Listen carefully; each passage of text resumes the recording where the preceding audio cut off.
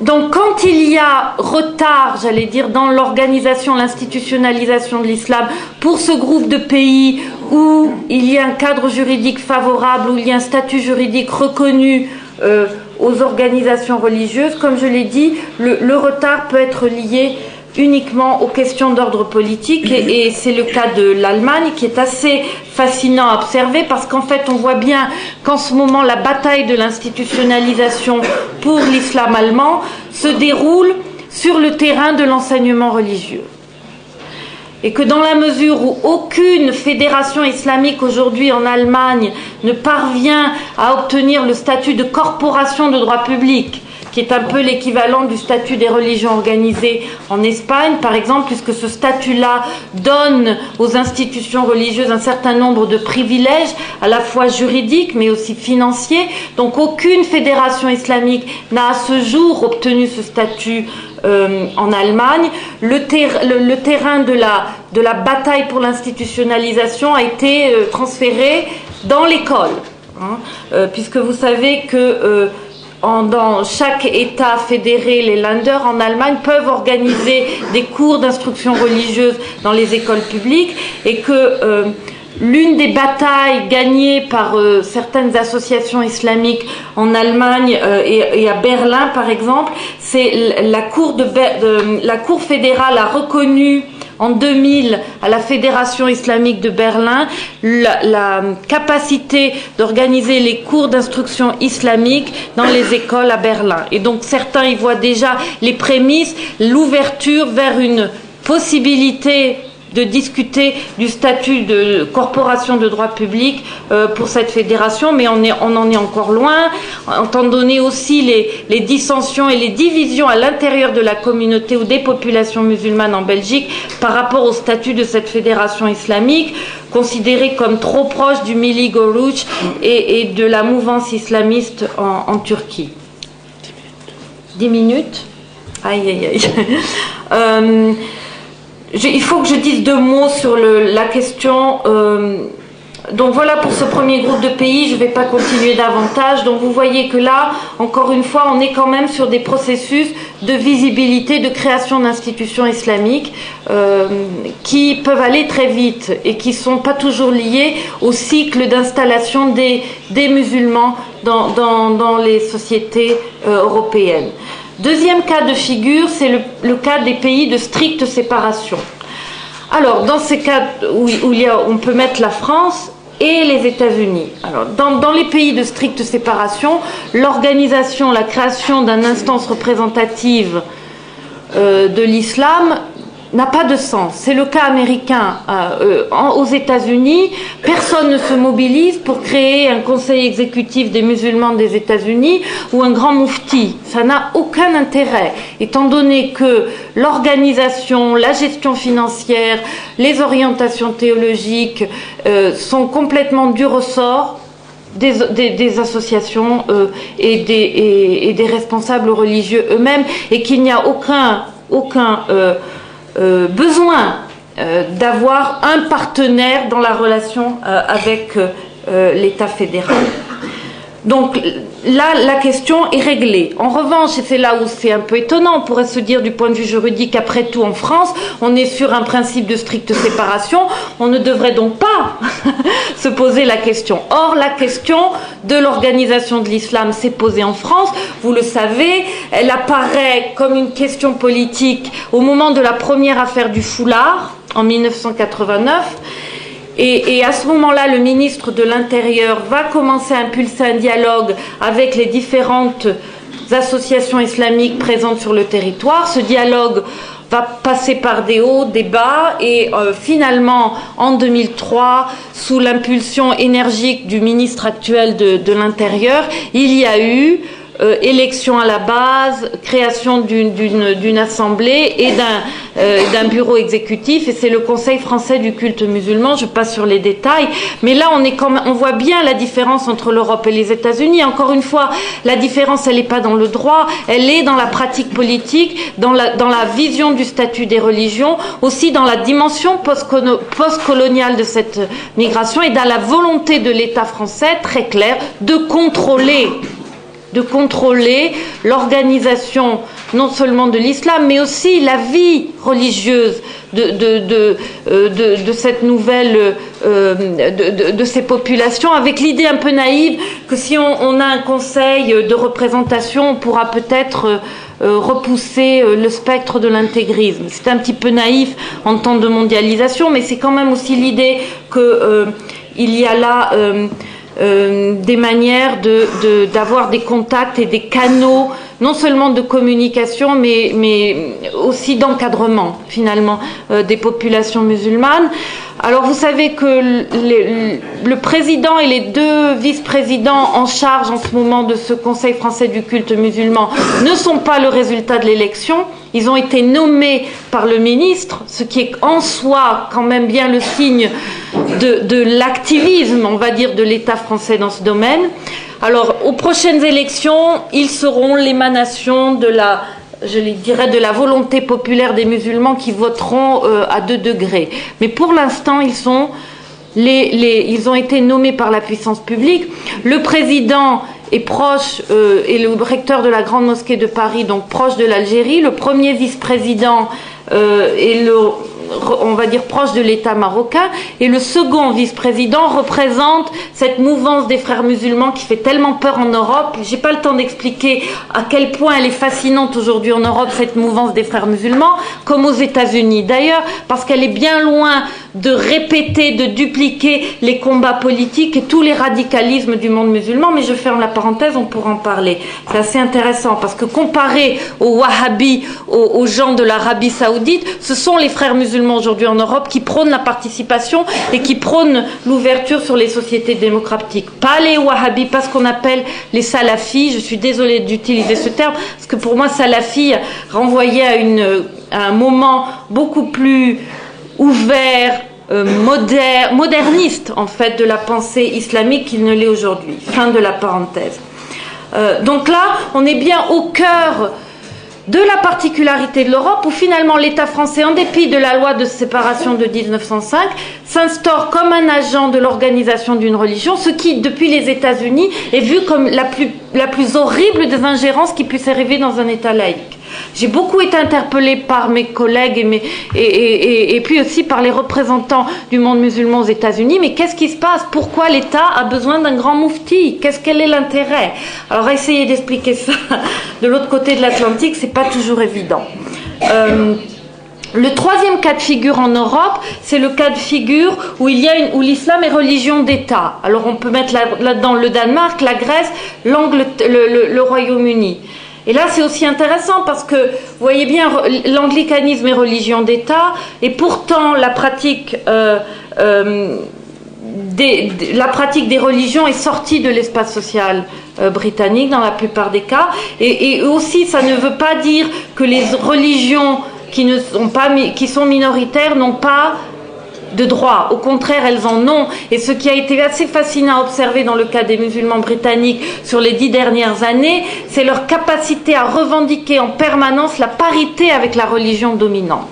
Il y a un très beau moment de ça. Bon, il y a tout le débat sur les écoles sous contrat avec l'État, qui a été gagné symboliquement il y a 2 ans. Maintenant, il y a 5 écoles sous contrat. Je ne parle pas d'écoles privées uniquement, je parle d'écoles qui reçoivent des fonds publics et qui sont tenues à un certain curriculum, qui sont tenues aussi à une ouverture, non seulement aux élèves musulmans, mais non musulmans de l'endroit dans lequel elles se trouvent. Donc ce combat a été gagné avec l'icône qui est Cat Stevens, Youssouf Islam, et qui s'est beaucoup engagé dans ce combat-là. Donc on voit bien comment, là, ça a été un moyen pour la minorité musulmane d'accéder à un statut à parité avec les religions dominantes et les autres religions minoritaires.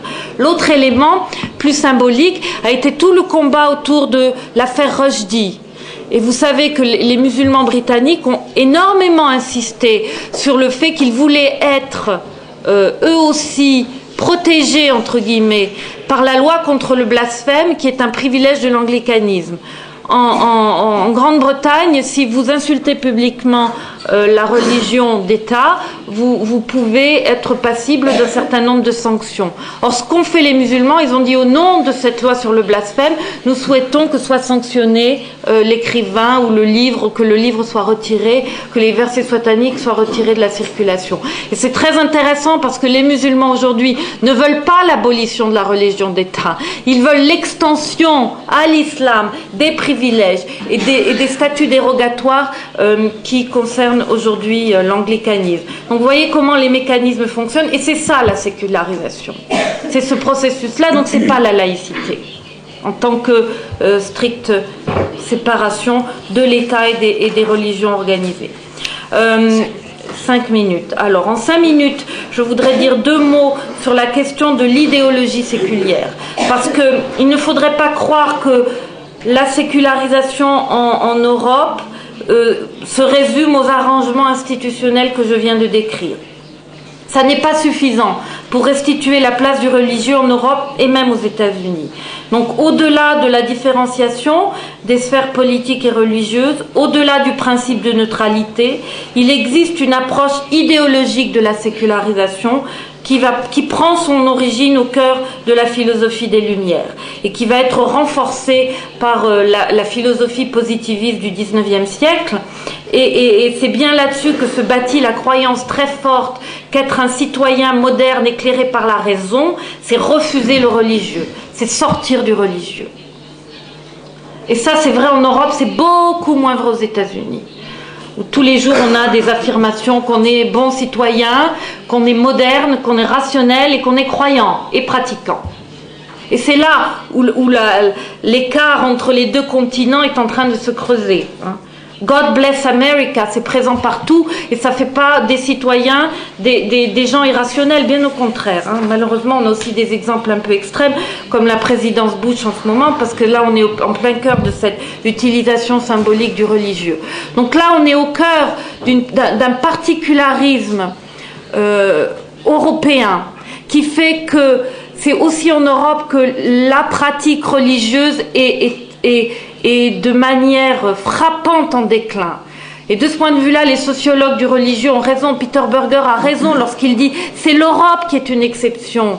C'est le seul espace sécularisé du monde. » Et les grandes enquêtes de valeurs qui ont lieu à l'échelle de la planète montrent que c'est le seul pays où les citoyens répondent en montrant clairement dans leurs réponses que le rapport aux religions institutionnalisées est complètement en déclin. C'est pas vrai aux États-Unis, c'est pas vrai dans d'autres parties du monde. Crise des vocations, les églises sont vides, etc. Vous connaissez, ça c'est une particularité européenne. Alors vous comprenez aussi la difficulté pour les musulmans d'émerger, j'allais dire, dans un espace qui se définit sans Dieu. C'est pas que les musulmans sont intégristes, c'est pas qu'ils séparent la religion et les politiques, c'est que soudain, ils apparaissent comme des individus qui sont en plus, ils sont dans une phase de création, d'organisation de leur religion. Et que ça crée une incompréhension avec la plupart des citoyens européens qui sont sur une désinstitutionnalisation, une sortie ou un déclin de l'influence des institutions religieuses. Je ne dirais pas sortie, c'est un peu exagéré, mais au moins déclin des affections, on va dire. Et les musulmans veulent des mosquées, ils veulent des centres islamiques, ils veulent des boucheries halal, ils veulent des carrés musulmans. Et encore une fois, ce processus va être vu en Europe comme contraire à l'intégration européenne, dans les sociétés européennes, alors qu'aux États-Unis, par exemple, il est complètement en phase avec le statut du religieux dans la société. Et jusqu'au 11 septembre, les musulmans américains, qu'ils soient... Alors, la grande différence, je vais finir là-dessus, aux États-Unis, c'est qu'il y a 6 à 8 millions de musulmans, on n'a pas de vrais chiffres crédibles, donc je ne vais pas vous donner les batailles des chiffres non plus, mais une des grandes particularités, c'est que la moitié de cette population est d'origine immigrée, l'autre moitié est convertie. Et ce qui est très intéressant, c'est le phénomène de conversion à l'islam sunnite, parce qu'ici la vision, c'est que tout le monde est nation of Islam, donc hérétique, c'est faux. C'est absolument faux et je regrette que même certains de mes collègues aient propagé l'idée que tout le monde est nation of Islam, black muslim, c'est faux. La majorité de la population noire aux États-Unis est convertie à l'islam sunnite. Et donc là, on est face à deux groupes qui ont des difficultés à communiquer, non pas en raison de la religion, mais en raison du niveau socio-économique. Aussi, sachez que la population immigrée américaine est au sommet de la hiérarchie sociale et économique. C'est l'immigration d'après 1965. Donc, c'est une immigration riche, c'est une immigration éduquée, c'est une immigration qui n'a pas de complexe, ni par rapport à la société dominante, ni par rapport au monde musulman. Et ça, on peut le constater, y compris dans le genre de relations qu'ils entretiennent avec tous les courants idéologiques et religieux transnationaux de l'islam. C'est assez intéressant. Donc, ces deux...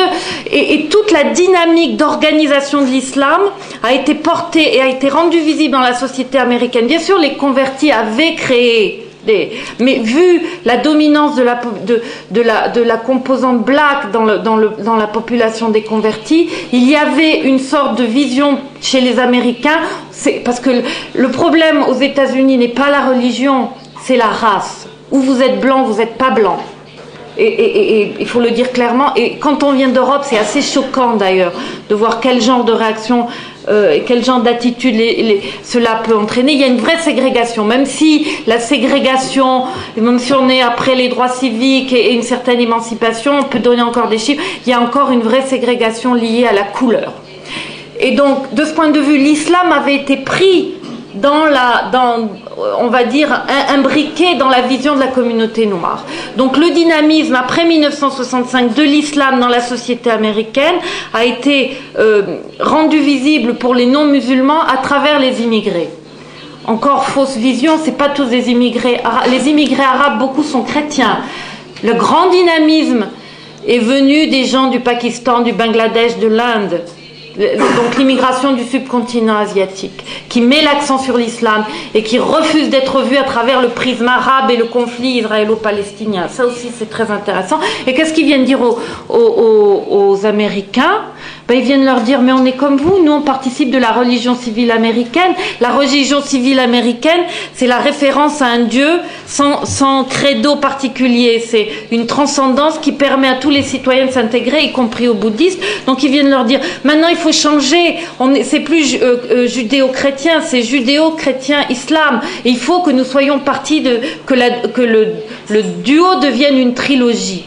Et ça marchait très bien dans la société américaine avant le 11 septembre. Il n'y a jamais eu de problème sur la création d'une mosquée. C'est pour ça que je suis contente de parler dans cette mosquée de Grenade où il y a eu des discussions. Partout en Europe, il y a eu des discussions sur la création de mosquées. Avant le 11 septembre aux États-Unis, les centres islamiques ont été multipliés par 10 en 2 décennies.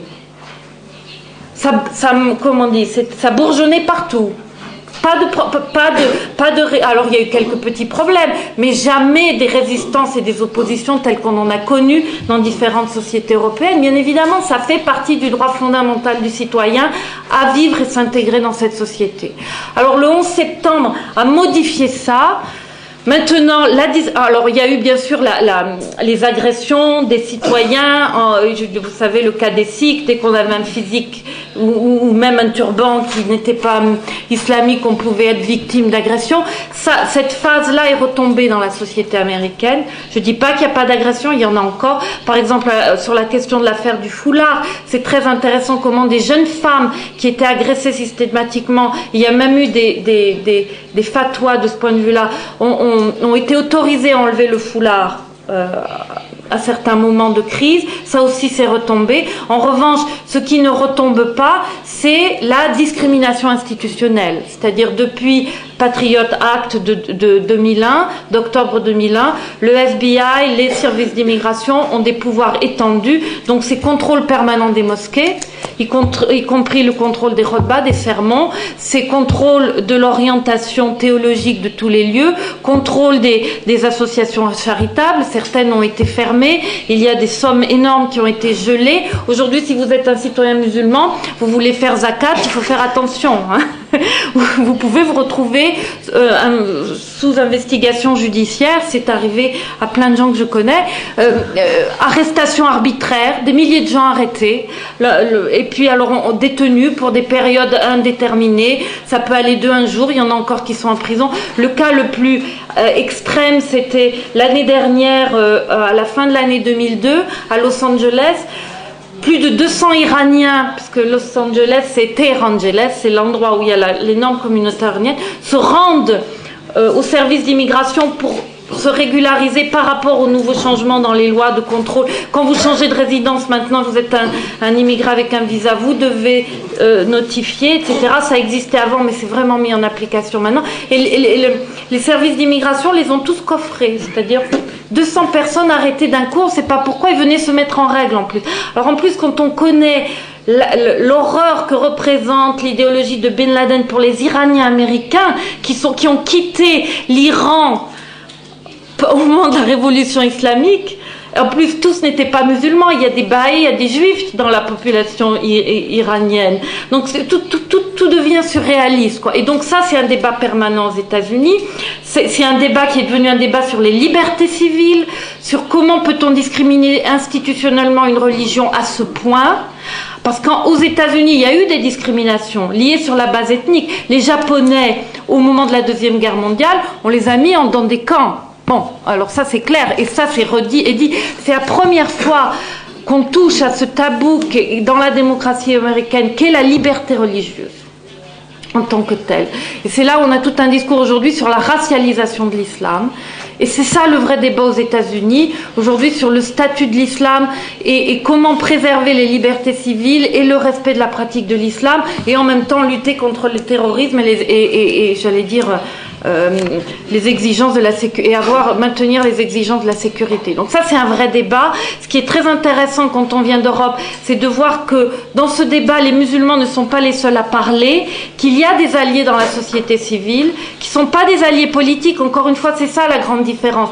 C'est comment, avec l'Europe, c'est comment émergent des alliés, des partenaires qu'on va retrouver dans des corporations comme certaines branches du travail social, comme certaines les avocats, certains intellectuels. Alors c'est une voix qu'on n'entend pas, et quand on est ici en Europe, on l'entend pas du tout parce qu'il y a le rouleau compresseur de l'administration Bush.